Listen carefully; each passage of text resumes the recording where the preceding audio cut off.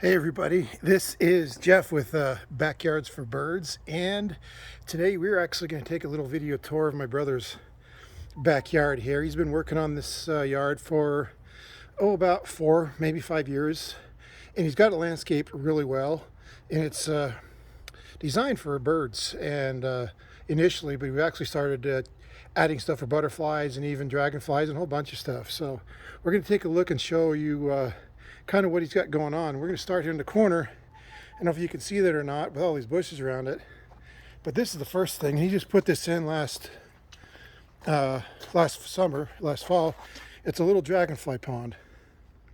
It's not very big. Part of it's only like maybe 3 feet deep in one corner. See if I can back up a little bit.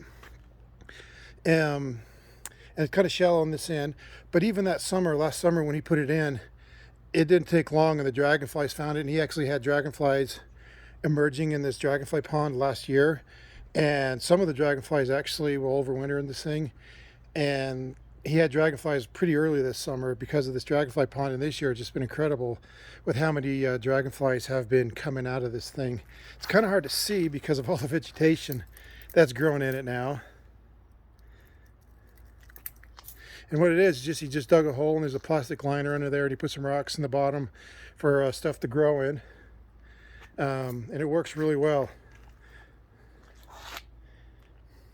Next to that, you can see he's got this is kind of a red Canada chokecherry, and we planted that and I forget which species uses it, but one of the two species of swallowtails that are common out here, and I don't remember if it's a two-tail or the western tiger, actually will use this as a host plant. So we got one of those I think 2 years ago and planted it, and it's starting to do pretty good.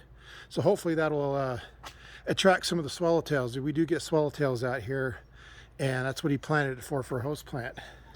And then we've got a whole bunch of sunflower seeds. Now every sunflower pretty much in his yard that you're going to see in this video was not really planted on purpose, but actually just spillage from his bird feeders. He feeds a lot of birds throughout the winter, actually throughout the year, and all these sunflowers are just the sunflowers that came out of his bird seed, and there is an incredible amount of them. And actually it's good because, see if we can get around the work truck here, is all these sunflowers attract an incredible amount of birds during the fall, especially goldfinches. We get a lot of goldfinches in his yard, and you can kind of see how many are over here. Now let's kind of duck around here. And he's only been working on this yard for 4 maybe 5 years, I think. And on this side, you can see he's got some, I think they're Indian blanket flowers down in here, and there's some of these flowers I'm not even sure what some of them are. He's put a lot of different mixtures of wildflowers in here. He only got one zinnia to come up this year, and like 3 years ago his yard was just loaded with zinnias. I think these are cosmos coming up, but there's a different angle of the dragonfly pond. If you can see that, kind of looking into the sun.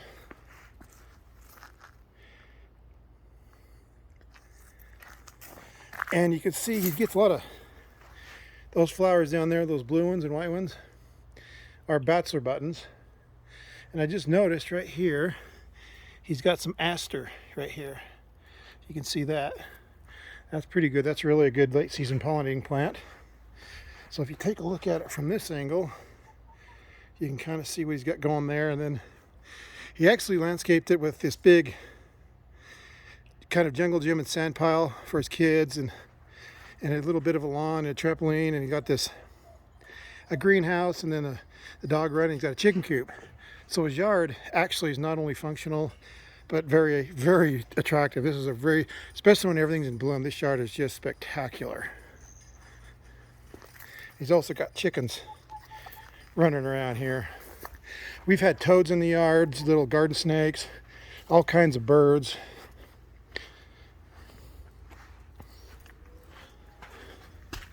So give you a shot here, so you can kind of see. Got a little bit of grass. He got rid of most of his grass, but he kept a little bit of it for his kids. And he's got this sand lot here. He has his kids a jungle gym and slides on, so his kids still have a lot of place to play.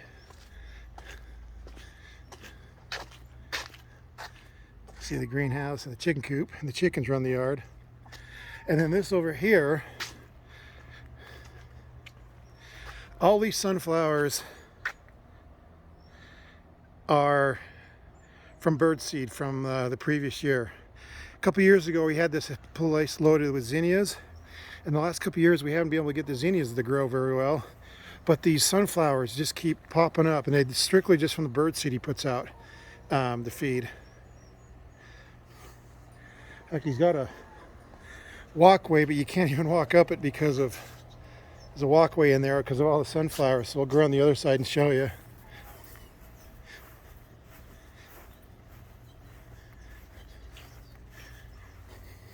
And there's several different varieties of sunflowers in here, but let me give you a shot here.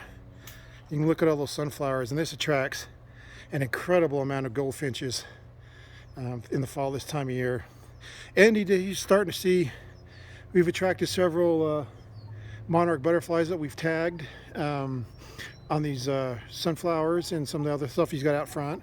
So these sunflowers are attracting a lot of wildlife. And here, this is how thick it is. You can see the walkway, and it's just kind of overgrown. This is how many sunflowers he's had growing this year just from bird seed.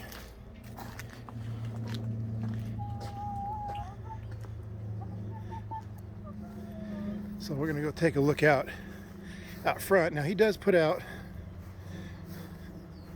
you know, bird feeders. He's got a suet cake, and he's got like 3 hummingbird feeders, and back on the other side by the fence he's got a goldfinch feeder, but right now they don't even go to it because they've got so many sunflowers to feed off of, so he doesn't even put food out for them until these sunflowers are gone.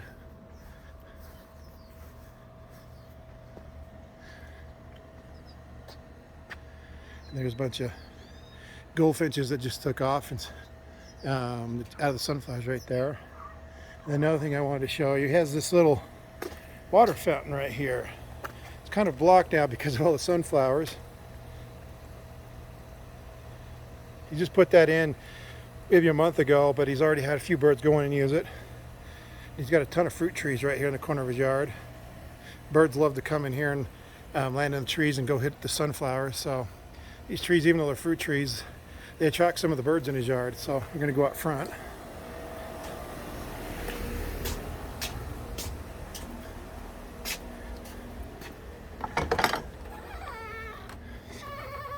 And this is more geared for butterflies out here. He's actually got a butterfly bush down here. It's not in bloom anymore, but he's got a couple of pieces for lavender.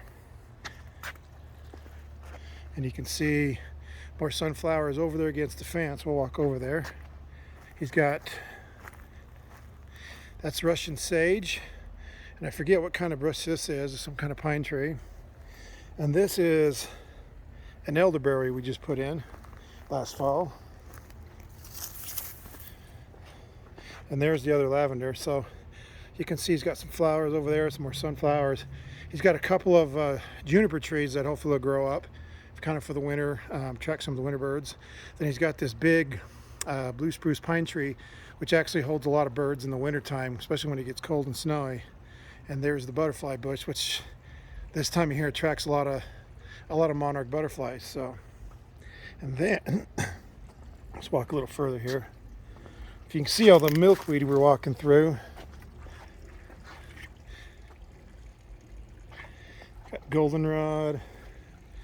All the milkweed you see here was just planted by seed. He just threw a couple handfuls of seeds I think 4 years ago, and all this milkweed sprouted up just from the seeds. You can see there's sunflowers mixed in from the birds bringing seeds out here. Oh, and then he's got a regular chokecherry tree right there in the middle of the screen. Planted that also for the swallowtails and the birds. Birds will actually come, and when this thing starts producing chokecherries, at my house, I actually see, actually my parents' house, they've got chokecherries there, and the cedar waxwings come and love the chokecherries off of these things, off of them. They eat them really, really heartily. So, got some goldenrod here, and there's some other flowers in here. He's got a vine a trumpet vine or something on his walkway there, his trellis. And then got a huge patch of Russian sage here by the driveway, and this thing is loaded with bees. Just incredible.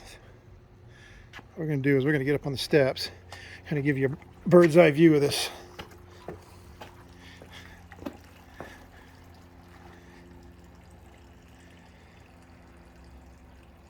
There's the Russian sage. I think there's some aster in there too.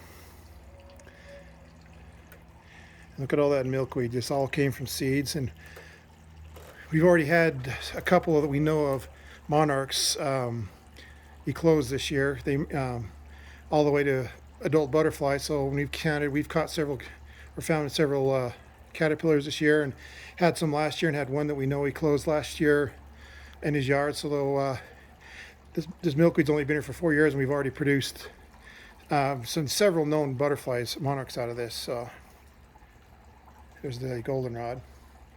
But as you can see, he's got a landscape really well with this kind of a concrete walkways.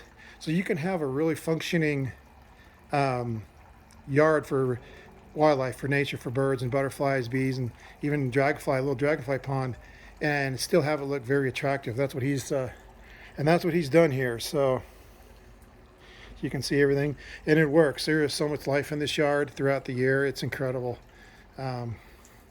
It's impossible to get it all in one video, and maybe next year when this thing's in for the bloom, we'll do a video of it. So anyway, if you like these videos, don't forget to subscribe to this channel and share it with your friends, and follow me at backyardsforbirds.com, and we will catch you on the next video update.